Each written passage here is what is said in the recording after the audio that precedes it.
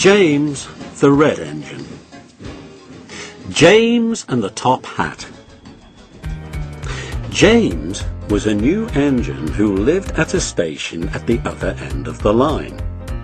He had 2 small wheels in front and 6 driving wheels behind. They weren't as big as Gordon's, and they weren't as small as Thomas's. "You're a special mixed traffic engine," a fat controller told him. "You'll be able to pull coaches or trucks quite easily." But trucks are not easy things to manage, and on his first day they had pushed him down a hill into a field. He had been ill after the accident, but now he had new brakes and a shining coat of red paint. "The red paint will cheer you up after your accident," said the fat controller kindly. "You are to pull coaches today, and Edward shall help you." They went together to find the coaches. "Be careful with the coaches, James," said Edward. "They don't like being bumped. Trucks are silly and noisy. They need to be bumped and taught to behave.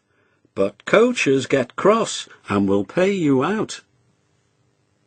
They took the coaches to the platform and were both coupled on in front.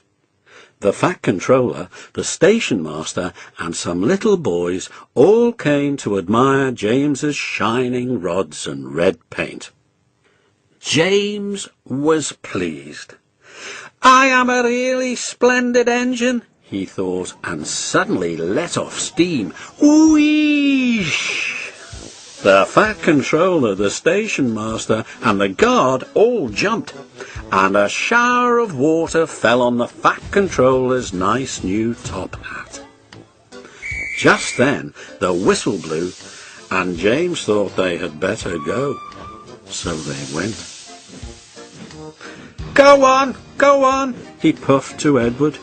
Don't push, puffed Edward, for he did not like starting quickly. Don't go so fast, grumbled the coaches. But James did not listen. He wanted to run away before the fat controller could call him back. He didn't even want to stop at the first station. Edward tried hard to stop, but the 2 coaches in front were beyond the platform before they stopped, and they had to go back to let the passengers get out. Lots of people came to look at James, and as no one seemed to know about the fat controller's top hat, James felt happier. Presently they came to the junction where Thomas was waiting with his 2 coaches. "Hello, James," said Thomas kindly. "Feeling better? That's right."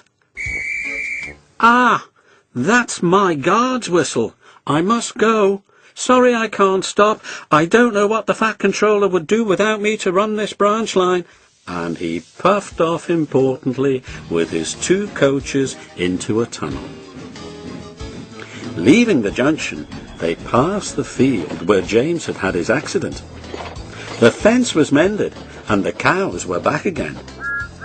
James whistled, but they paid no attention. They clattered through Edward's station yard and started to climb the hill beyond.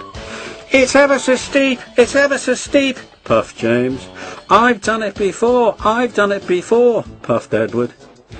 It's steep, but we'll do it. The 2 engines puffed together as they pulled the train up the long hill. They both rested at the next station. Edward told James how Gordon had stuck on the hill, and he had had to push him up. James laughed so much that he got hiccoughs and surprised an old lady in a black bonnet. She dropped all her parcels, and 3 porters, the station master and the guard, had to run after her picking them up. James was quiet in the shed that night. He had enjoyed his day, but he was a little afraid of what the fat controller would say about the top.